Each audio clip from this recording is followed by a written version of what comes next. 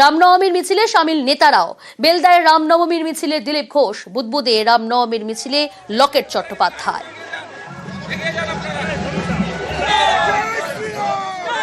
বেলদায় রামনবমীর মিছিলে দিলীপ ঘোষ মিছিলে হাঁটলেন তিনি, সেই ছবি আপনারা দেখতে পাচ্ছেন। পশ্চিম মেদিনীপুরের বেলদায় আজ মিছিল করলেন রামনবমীর মিছিলে সামিল দিলীপ ঘোষ।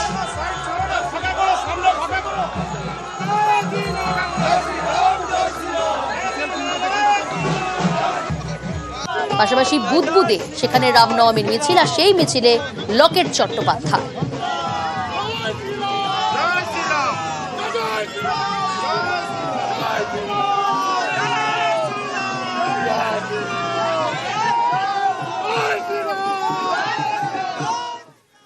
রবিতে রামনবমী, আর এ নিয়েই চড়ছে রাজনীতির পারদ।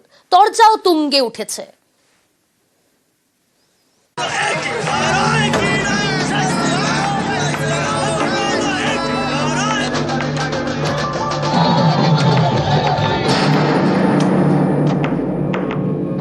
রাম ছাড়া ভারতবর্ষে কিছু চলবে না। ভারতবর্ষে পরিবর্তন হচ্ছে, রামের নামে কোটি কোটি লোক আসতে নামবে। মাস্তানি বেশি করলে তার ঠিক ওষুধ আছে, পেয়ে যাবে। রবিবার রামনবমী, হিন্দুত্বের শান দিতে আসরে বিজেপি। এ নিয়েই বঙ্গ রাজনীতির হাওয়া গরম। রাম তো সব জায়গায় আছেন, এতদিন রামের ইচ্ছাই চলছে। এই যে কোর্ট রায় দিয়েছে, এটাও রামের ইচ্ছা। আর তারপরে সরকার চলে যাবে 1 বছর পরে, সেটাও রামের ইচ্ছাই হবে। রাম ছাড়া ভারতবর্ষে কিছু চলবে না। ভারতবর্ষে পরিবর্তন হচ্ছে, রামের নামে কোটি কোটি লোক আসতে নামবে। দিলীপ ঘোষ একটি গুরুত্বহীন, তাৎপর্যহীন লোক। লোকসভায় হেরে গিয়েছে, বিধানসভায় সদস্য নয়, পার্টিরও কোনো পদে নেই। সুতরাং ওর যেটুকু গুরুত্ব সংবাদ মাধ্যমের কাছে আছে। রামনবমী নিয়ে কোমর বেঁধে ময়দানে বিজেপি নেতারা। দিকে দিকে চলছে প্রস্তুতি। রামনবমী পালনের আবেদন জানিয়ে পোস্টারও পড়েছে। রাজনীতির পারদ চড়ছে। তো পুলিশকে সক্রিয় থাকতেই হবে, তার কারণ পুলিশ চাইছে বিভিন্ন রকমের লুপহোলস বের করে, বিভিন্ন রকম কায়দা কানুন করে যাতে রামনবমীর মিছিলগুলোকে বন্ধ করা যায়। অলরেডি একটা বন্ধ করতে চেয়েছিল হাওড়া রঞ্জনী সেনা, তবে কোর্টে গিয়ে ফিরে এসেছে। সেখানে কোর্ট বলে দিয়েছে যে না, বন্ধ করা যাবে না। কে রামনবমী আটকাতে যাচ্ছে? এটা ছায়ার সঙ্গে যুদ্ধ করে ঘাটতে হলো। ব্যাস, আমরা তো কোথাও আটকাবো বলি। আমরাও তো অনেক জায়গায় রামনবমীর মিছিল করছি, কোনো অসুবিধা নেই। রামনবমীর দিন নিজেদের এলাকায় থাকবেন তৃণমূলের জনপ্রতিনিধিরা। বিভিন্ন জায়গায় মিছিলেও থাকতে পারেন ঘাসফুলের সাংসদ বিধায়করা।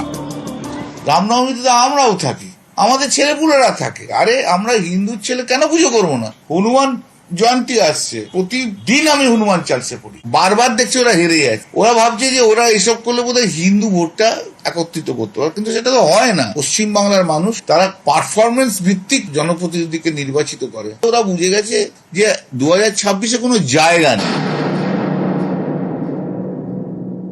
রামনবমীর সাথে ভোটের কোনো সম্পর্ক নেই। ভগবান শ্রী রামচন্দ্রের এই জন্মতিথি হাজার হাজার বছর ধরে হিন্দুরা পালন করে আসছে, পশ্চিমবঙ্গেও পালিত হয়ে আসছে। হিন্দু সমাজ রামনবমীকে কেন্দ্র করে একত্রিত হয়ে তারা রাস্তায় নামছে। এতে কার কি অসুবিধার হতে পারে, কার কি আপত্তির হতে পারে? ভারতবর্ষের মাটিতে রামের জন্মদিন পালন হবে না তো কার জন্মদিন পালন হবে?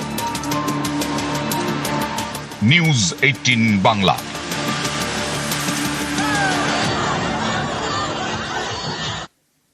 আর এই রামনবমী নিয়েই পুলিশকে বার্তা শুভেন্দু অধিকারীর।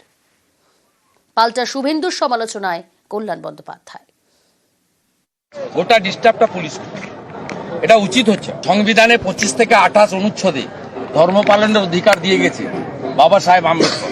পুলিশকে বলবো বিরত থাকুন, রাস্তায় নামতে হবে না। আমাদের ভলেন্টিয়াররাই সুন্দর করে দেবে। শ্রী চৈতন্যদেবের মাটিতে হিংসার কথা বলবেন না। সনাতন হিন্দু ধর্মের লোকেরা হিংসা কি জিনিস জানে না। আমাদের দয়া করে হিন্দুদেরকে কাল চুলকাতে আসবেন না। সবাই খুব মন দিয়ে ভালো করে রামনবমী করে। এ পুজো সবাইকার, সব হিন্দু, কোনো ক্যাটাগরাইজ হিন্দু নয়। যারা সব ধর্মকে নিয়ে চলে তারাই হচ্ছে আসল হিন্দু। শুভেন্দু তো বলছে তৃণমূল আর পুলিশ কালকে না বেরোলেই ভালো, বাড়িতে থাকার কথা বলছিল। ওর গুন্ডামিটাকে বন্ধ করার জন্য তো পুলিশকে নামতে হবে। পশ্চিমবাংলায় তো জীবনে কোনোদিন অত বড় গুন্ডা আসেনি। লোকসভা ভোটের আগেই রাম মন্দির তৈরির উদ্যোগ নিয়েছিলেন বিজেপির নিশীথ প্রামাণিক, কিন্তু সেটা আর হয়নি।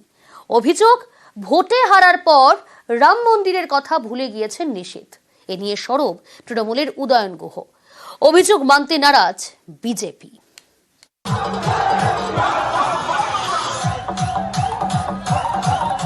রাজ্য জুড়ে রামনবমী উদযাপনের প্রস্তুতি।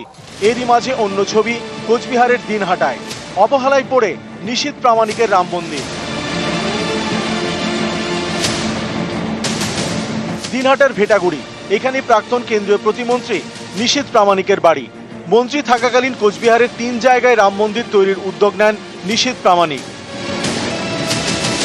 কোচবিহার শহরে, মাথাভাঙা শহরে এবং ভেটাগুড়িতে, কোচবিহার এবং মাথাভাঙায় রাম মন্দির তৈরি হয়ে গিয়েছে। ভেটাগুড়িতে রাম মন্দির তৈরির কাজ শেষ হয়নি। মন্ত্রীর উদ্যোগে মন্দির, এর জন্য রাজস্থান থেকে পাথর আনা হয়েছিল। সেই সব পাথর এখন পড়ে রয়েছে অবহেলায়। মন্দির তৈরিতেও যেন অবহেলা।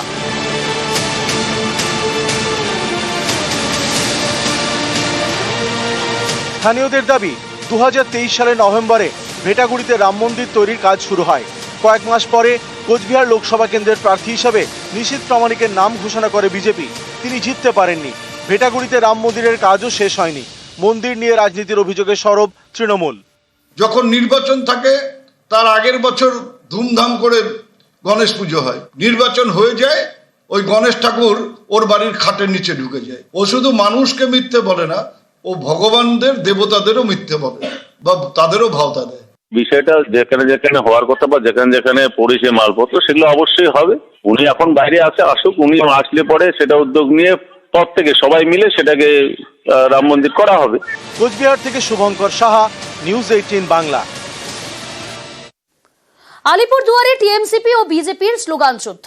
আলিপুরদুয়ারে টিএমসিপির মিছিল আর বিজেপি অফিসের সামনেই সেই মিছিল গেলে উত্তেজনা ছড়ায়। পরিস্থিতি সামাল দিতে সেখানে পুলিশকে পৌঁছতে হয়।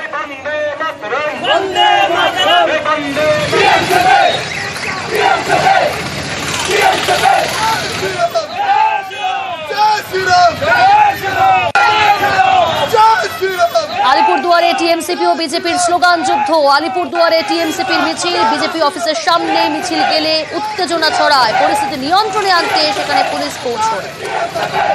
দুটি ছবি দেখাচ্ছি আপনাদের। আলিপুরদুয়ারে একদিকে টিএমসিপির এই মিছিল, আর সেই মিছিল বিজেপি অফিসের সামনে গেলে উত্তেজনা ছড়ায়।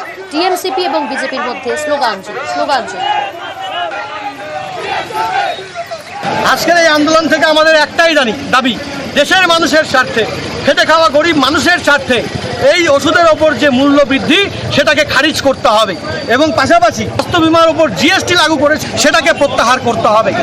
এটা যদি তারা না করে আগামী দিনে আরো বৃহত্তর আন্দোলনের পথে আমরা ছাত্র সমাজ, বাংলার যুব সমাজ আমরা কিন্তু যাব। মিছিলের উদ্দেশ্য কি তা জানি না, তবে পার্টি অফিসের সামনে এসে জয় বাংলা চিৎকার করছে। আমরাও জয় শ্রীরাম চিৎকার করছি, বিজেপি জিন্দাবাদ বলছি, ভারত মাতাকে জয় বলছি। তারপর ওরা সরে গেছে। ওদের কি উদ্দেশ্য নিয়ে মিছিল? ওদের নৈতিক অধিকার নেই। খড়গপুরে দিলীপের বাংলো বিতর্ক।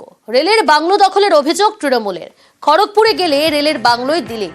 প্রাক্তন সাংসদের বিরুদ্ধে জবরদখলের অভিযোগ। তৃণমূলের অভিযোগ ওড়ালেন দিলীপ ঘোষ। মানুষকে পরিষেবায় অফিস বলেই দাবি দিলীপের।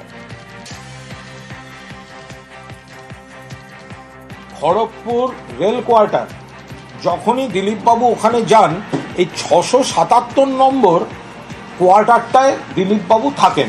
The said bungalow was allotted to Shri Tushar Kanti Ghosh and the allotment is expired on 31 March 2020। দিলীপবাবু 677 নম্বর কোয়ার্টার জবরদখল করে রয়েছেন।